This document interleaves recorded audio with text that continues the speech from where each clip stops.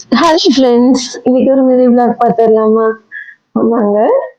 Mini trip மாதிரி போட்டு நாங்கள் கிக்கடிக்கு கிளம்பிட்டோம். ஊர் பக்கத்துலேயே அப்படின்றதுனால சட்டுன்னு போயிட்டு பட்டுன்னு வரலாம் அப்படின்னு பிளான் பண்ணியாச்சு. பேக்கரின்னு ஒன்னே வந்துட்டு நாங்கள் ஜீப் ரைடு அப்படின்னு சொல்லிட்டு முன்னாடி பிளான் பண்ணிட்டோம். ஆஃப் ரோடும் வேற பசங்க எதிர்பார்த்துட்டே இருந்தாங்க. ஸோ ஜீப் ரைட் போனால் தான் ஆஃப் ரோட்லாம் பார்க்க முடியும் அப்படின்றதுக்காக கிளம்பிட்டோம். ஒன்றுமே பண்ண வேணாங்க, பேக்கரியோட என்ட்ரன்ஸ்க்கு தாங்க போகணும். நிறைய ஜீப் டிரைவர்ஸ் வந்துட்டு 4 லொகேஷனுக்கு இவ்ளோ பைசா, 6 லொகேஷன்னா இவ்ளோ பைசா அப்படின்னு சொல்லிட்டு கேட்பாங்க. அதுல உங்களுக்கு எந்த பேக்கேஜ் வந்துட்டு சூட் ஆகுதோ அத வந்து நீங்க சூஸ் பண்ணிக்கலாம். சூஸ் பண்ணிட்டு நாங்க லஞ்ச் பண்ணாதனால அவங்களே ஒரு நல்ல ஹோட்டல்ல வந்துட்டு நிறுத்துனாங்க. நாங்க லஞ்ச் எல்லாமே முடிச்சுட்டு ஃபர்ஸ்ட் லொகேஷன் பார்த்தீங்கன்னா பேக்கரி ஃபார்மு. அந்த பேக்கரி ஃபார்ம்ல வந்துட்டு ஆர்கானிக் மெடிசன்ஸ் எல்லாமே கிடைக்கும்.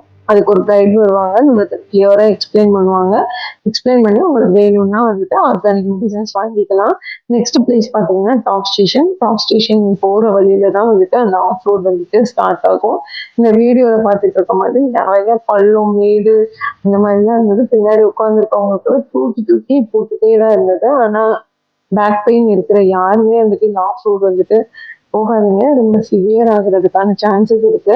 ஆனா அட்வென்ச்சர்ஸ்லாம் எங்களுக்கு ரொம்ப பிடிக்கும் அப்படின்றவங்களுக்கு இது மஸ்ட் ட்ரை பிளேஸ்ன்னு தான் சொல்லுவேன். என் பையனும் பொண்ணும் ரொம்ப எக்ஸைட் ஆயிட்டாங்க. அவங்க தான் வந்துட்டு லாஸ்டா உட்காந்துட்டு பையன் வந்து முன்னாடி உட்காந்துருக்கான். அவன் வந்துட்டு எப்படி டிரைவர் ஓட்டிட்டு போறாங்க அப்படின்றதையும் பார்த்துட்டு ஆஃப் ரோடையும் என்ஜாய் பண்ணிட்டு இருந்தான். என் பொண்ணு வந்துட்டு பின்னாடி குழுங்க வந்துட்டு ஆவும் கத்திக்கிட்டே வந்தா அவளும் செம்மையா என்ஜாய் பண்ணான்.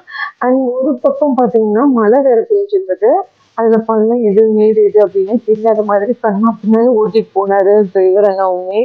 கொஞ்சம் ரிஸ்கியான பிளேஸ் தான்.